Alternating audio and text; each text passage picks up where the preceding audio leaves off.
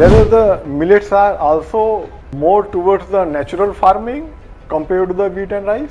Sir, if we talk about the inputs that are required for the millets, I would say yes, they are more towards the natural farming. What make you think to change your service from Indian Postal Service to IAS, IPS? Sir, I believe that administration is demand driven, and as the aspirations of the people changes, there are multiple aspects of the administration evolve. Suppose you are a Maharashtra Chief Minister, what alternative avenues you can suggest so that these incidents not reoccur? Okay. Sir, alternative avenues which will generate an employment, and that can be, sir, in our particular region, the agro-based industries have a huge potential.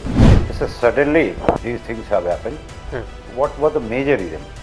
With the rise of China, the West is thinking that West is considering the China as one of the important threat in the near future. So that, and to counterbalance that, there is also a growing acceptance of India and Indian economy.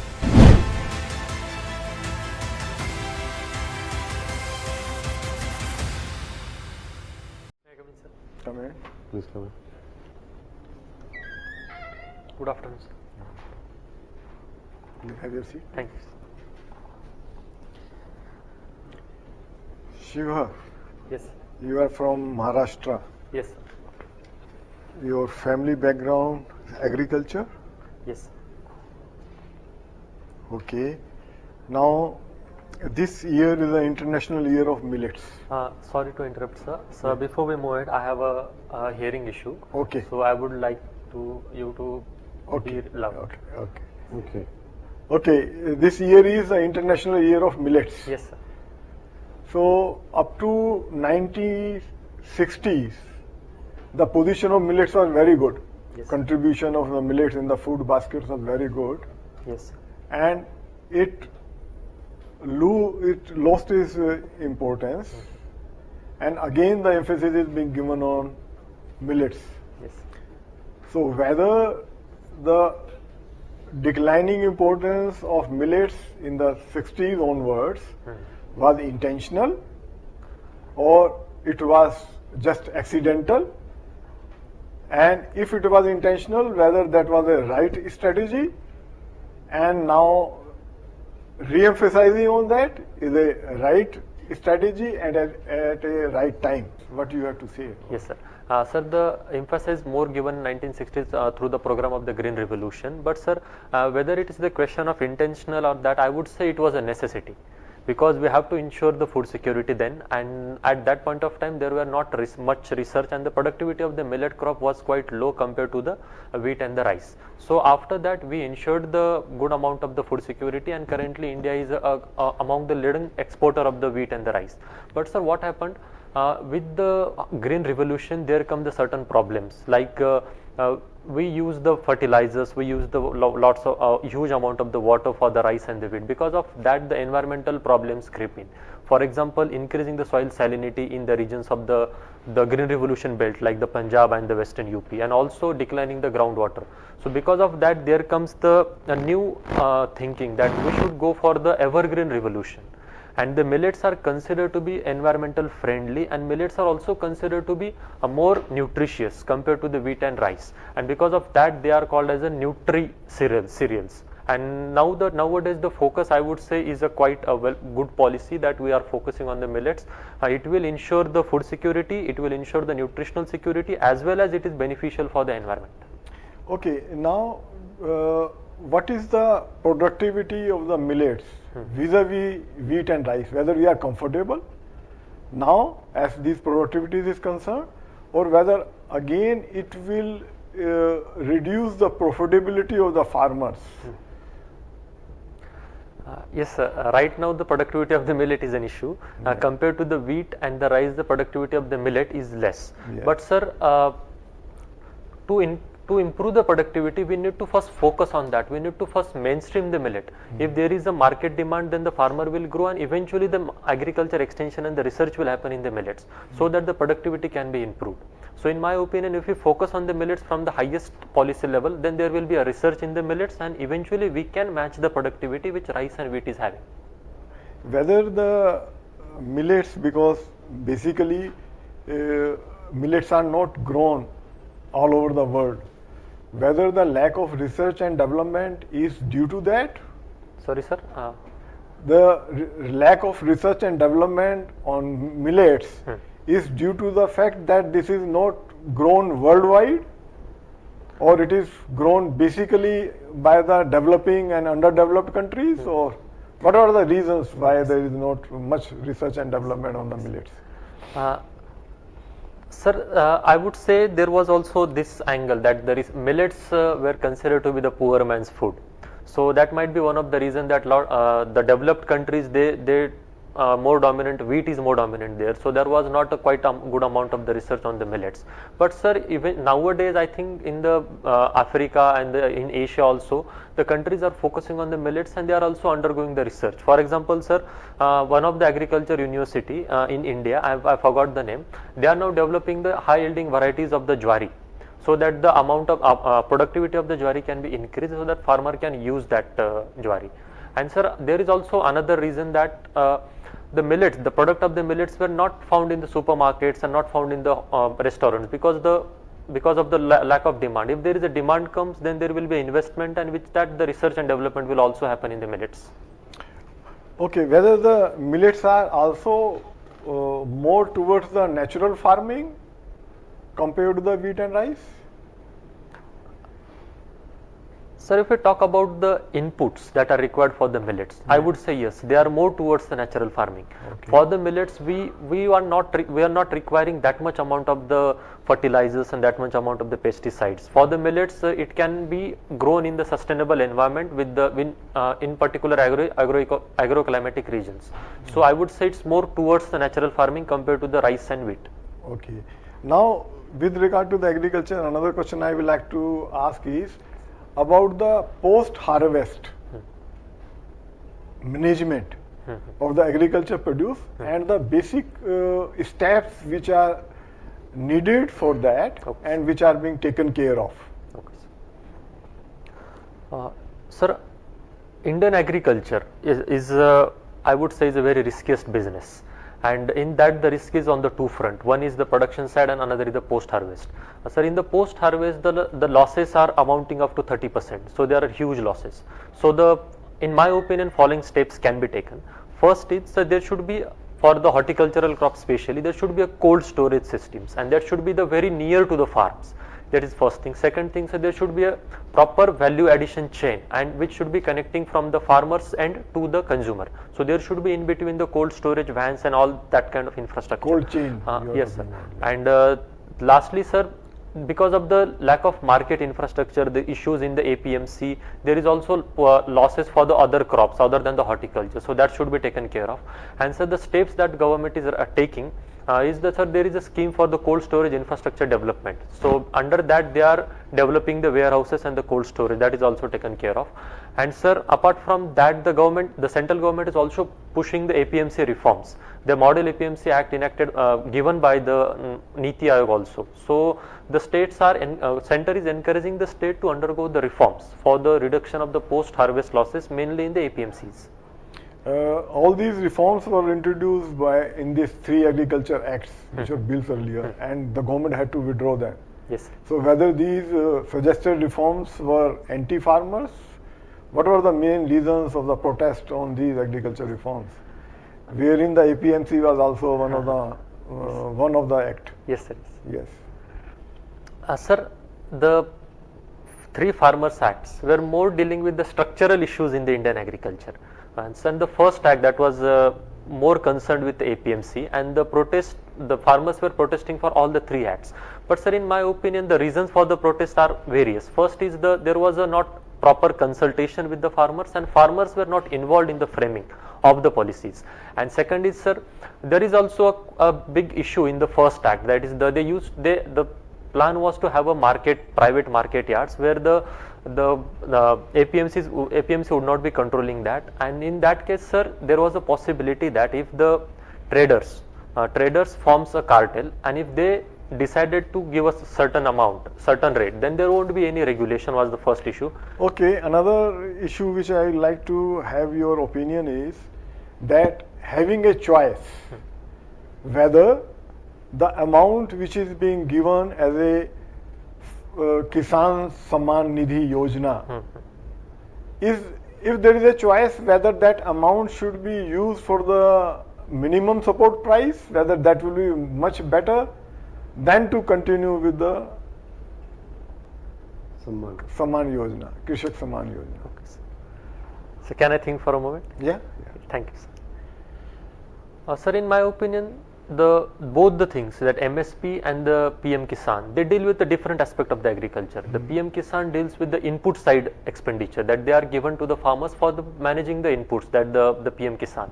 And in case of the MSP, they are given for the farmers to ensure the better price for their produce. But sir, in case of MSP, if there is a procurement for a certain crop, then and only then the MSP will have a meaning. So we are not procuring all the crops and in all the demand regions. is that the MSP should be for more and more crops. That is the basic demand. It Yes, should sir, there not should be be only for MSP. limited for a small crops. Then the coverage should be much more. Yes, sir. Yes, sir. There should be Nowadays, the much minimum more support coverage price, for the because MSP. there is a constraint of the budget Yes, as far as the MSP Yes, counts, and the agriculture budget is limited. Yes, sir. So the one is now the very big amount is going for the Kisan Samman Nidhi Yes, sir. Yojana, Yes, a substantial part of it. Yes, sir. And the MSP, which was the main reason for the protest by the farmers, is at stake at present. Yes, sir. Yes, sir. That's why I have framed this question intentionally. But sir, in my opinion, there should be an MSP, but the issue of the strain on the budget comes only when there is a procurement from the side of the government. But sir, the procurement of the wheat and the rice, that is prominently taken care of by the government. Okay, has also a another social thing is, angle. suppose this Kisan Samman Nidhi is a social security scheme basically for the Yes, farmers. yes. So, do you think that there should be a social security schemes only for one segment that is for the agriculture only? Then what is the parallel social security schemes for the industrial workers or for the urban sector? Is there any parallel social security schemes to look after the non-agriculture families? Sir, for the non-agriculture families, those who are in the organized sector employment, they have a quite good amount of the social security, and for those who are in unorganized sector, they don't have that much amount of the security. In my opinion, they should also get social security schemes, and they should also get a social security benefits. You are already in Indian Postal Service? Yes, sir. You have joined? Yes, sir. I am undergoing training. Where? Ghaziabad. Ghaziabad. Yes. When did you join? Sir, I joined in 21st March 2022, and then I took EOL, and then I again joined on the 12th December. Okay. So, what make you think to change your service from Indian Postal Service to IAS, IPS and other services? Which from the list I have seen, you are not given ranking to other services, limited services Yes, sir. have been mentioned. Yes. So, what is the purpose of your doing so? Sir, I believe that administration is demand driven, and as the aspirations of the people changes, there are multiple aspects of the administration evolves. So, in my opinion, the services like the IAS offers quite a good amount of opportunities for me to work for meeting the new aspirations of the people, and while doing so, I will be adding various facets to my personality, learning the new skills and the new domains. That is one thing. Second thing, sir, that is quite a personal thing, sir. I have experienced a kind of a moment in my 10th and 9th standard, started by our then district collector, Dr. Shekhar Pardesi, sir. Sir, before him, there used to be lots of copying in the examination. A student used to copy in the 10th and 12th board examination, and he started the copy-free examination, and I feel that I am the direct product of that moment. Before that, there was a rampant copying, and I can see the two generations in Nanded district particularly, those before the copy-free abhiyan and those after. So I feel that if somebody can make that huge amount of difference in every family, then I can aspire for that. So that's one reason. And sir, for the services like IAS can offer me an opportunity to work for the sectors which are very close to my heart, like the agriculture, the promoting the natural farming. So this kind of work can be done in the services like IAS. Suppose you are selected in IAS service and you are the district collector. What are your priorities? What will be your priorities? First I would analyze all the potentials and the issues and the resources available in the particular district and what are the grooming issues there. Considering the issues there, my general priorities would be, first sir, I would like to work for the agriculture and the farmers in that particular district. Second sir, I would like to work for the human resource development, and for that the sectors would be health and education, and lastly providing the basic employment opportunities working on the small and medium scale industries. See, in districts these days, apart from the urban cities, there is a problem of drinking water. Yes sir. So that is not your priority. Yes sir, drinking water is also my priority, and I would consider the health which I will be focusing. The drinking water, the sanitation and health, these are all related aspects. If I have to tackle the health, I have to tackle the drinking water issue as well. Okay. Yes sir. So suppose you are the district collector there. Yes sir. There is a situation of communal rights. What steps you will take? So can I think for a moment? Yeah, please. Thank you sir. Who is the head of the criminal administration in the districts? Sorry sir. Who is the head of criminal administration in the district? As a district magistrate would have that responsibility. No, and would have, maintaining or is he ensures that through the superintendent of the police. No. My question is very clear. Who is the head of criminal administration in the district? So superintendent of police, SP. Okay.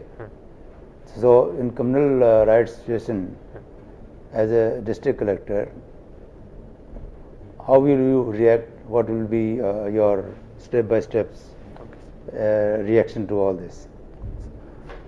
Sir, being the head of the district, entire district, my responsibility is to maintain the law and order and ensure the peace and security. So my guidelines for the response would be, first sir, if there is a riots in the particular area or the particular region, I would like to isolate that region, then try to limit the spread of that communal riots, and I will suspend the internet and the social media in that particular region for a while, and then deployment of the security forces in the particular region.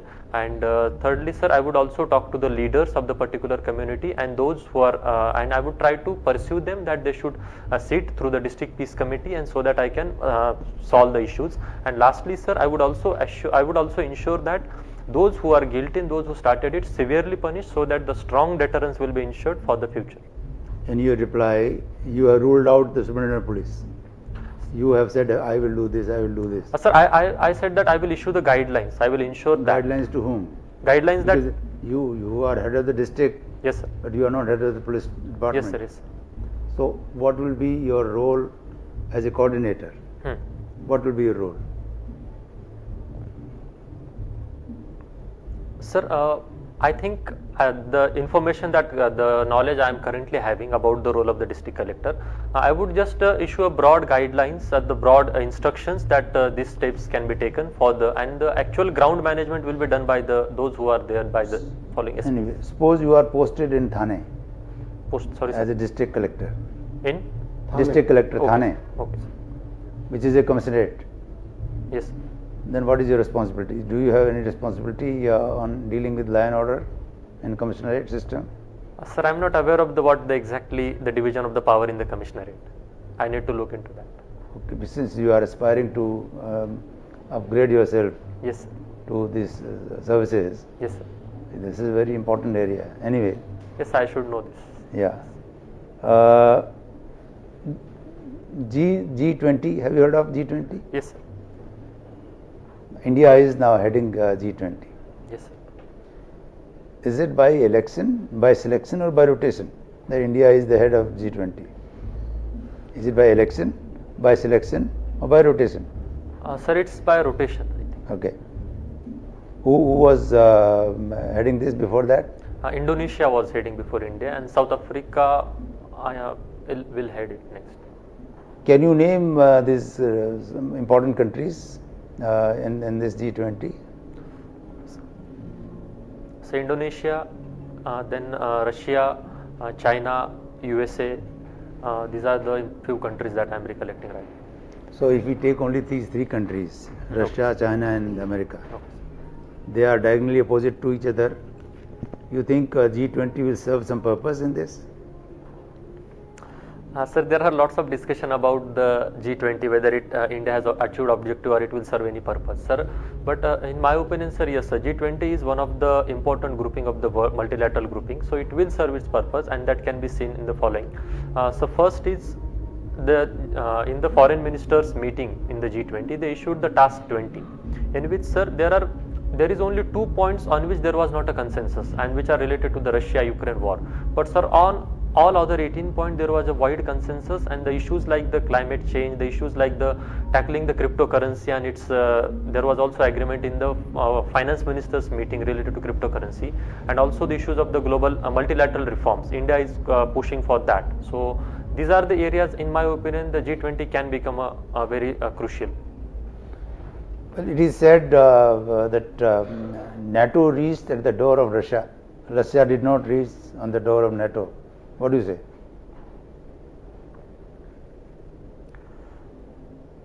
Sir, I would say the NATO reached the door of the Russia, but, sir, for that few actions of the Russia were also responsible, like the annexation of the Crimea.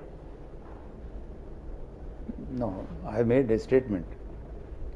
They say the NATO reached at the door of Russia. Others says no, it is Russia which reached at the door of the NATO, which is correct. Or you have different Yes, sir. I would say I have a different opinion. I would say these actions are in a response to each other. Yes, sir. Why Ukraine war started? So the immediate reason that given by the Russia is saying is that there was a security threat for the Russia, because there were talks about the Ukraine joining the NATO, and the Russia feared that the joining of the Ukraine into the NATO will bring the NATO very close to its border, and it senses a security threat for the Russia. But Ukraine is an independent sovereign country. Yes, sir. They can take any decision. Why Russia should be affected by this? Yes, sir, that's the main issue. That's the point made by all the countries, that Russia violated the sovereignty and the security integrity of the Ukraine, that Ukraine has a right to join any multilateral organization. Was any agreement between NATO countries and Russia much before, and probably NATO countries violated that agreement, where that's why Russia was reacting to it? Any agreement? Do you understand that? Do you know that? Yes, sir, there was an agreement. I have heard that agreement, but I am not able to recollect what its name and what the area that beyond which the eastward expansion of NATO should not be there. Okay. Thank you. Yes. Shivhar. Yes. What does it mean? Sorry, sir? Shivhar. Your name. Yes, sir. What does it mean? Sir, it means the garland of Lord Shiva. See, very good name. In Maharashtra, we have seen so many farmers' suicides. It is in so many states, including Maharashtra. Why it is so? Sir, as I mentioned in the earlier part, agriculture is one of the riskiest business in India, and the risk is on two fronts. And when it comes to the farmers' suicide, and particularly to the regions of the Vidarbha and the Marathwada, the prominent reasons are, sir, in Marathwada and Vidarbha, the entire agriculture is a drought prone and the rain-fed agriculture. And, sir, the farmers are taking certain crops, and if the rain fails to occur, then there is a huge loss to the farmer, and there is no other alternate avenue available for the farmers. That is first thing. Second thing is, sir, there is a huge social expenditure in that particular region. For example, the dowry in the daughter's wedding, and because of that, and where there is also social prestige associated with that. So farmer had to buy the loans from the money lenders, and eventually he goes under the debt trap. That's the second reason. And, sir, third reason is that particularly in the Marathwada and the Vidarbha, the industrialization is not there. So any members from the farmers' family are not having the alternate avenues for the income. Yes, sir. And lastly, sir, there is also market failure. For example, particularly in the regions in my region, sir, there was now the shifting of the cropping pattern from the cotton to the soybean. But now, sir, the price of the soybean has not increased in proportionate with the price of the oil that we have seen the increase. So because of that, farmers are not realizing the output. Talk about alternative avenues. Sorry, sir? Suppose you talked about alternative avenues for the farmers is not there. Yes. had you been, suppose you are a Chief Minister of Maharashtra, what you will suggest as an alternative avenues for these farmers? So, sir, I am not able to hear it properly. Alternative avenues besides farming. Huh. You Okay, said okay. it is not there Yes, I got in it. Maharashtra. Yes. Suppose you are a Maharashtra Chief Minister. What alternative avenues you can suggest so that these incidents not reoccur? Okay, sir. Sir, alternative avenues which will generate an employment, and that can be, sir, in our particular region, the agro-based industries have a huge potential. So I would first like to take the steps which can promote the agro-based industries, like the oil mills around the soybean, the cotton mills around the cotton. Sir, in my district there used to be NTC cotton mill, but which was closed 10 years back. So we can think of the reviving some decentralized the weaving in the particular areas. So second is I would like to start implement the model which will be based on the cooperative model in the Western Maharashtra. So the cooperative in the dairy sector and the agro-allied industries can be also be promoted in particular region. Okay, what is your take on Narega then? Which, sir? Narega scheme. Narega. Manrega. Yes, sir. Narega is also a good employment generation scheme, but sir, Narega can serve our purpose for the short term. For the longer term, we should have a quality amount of the quality organized employment for the people. The Narega can ensure the employment opportunities for a short time. Okay, thank you. Sir. Okay, recently you have seen acceptance of Indian currency globally is increasing. What are the major reasons behind that?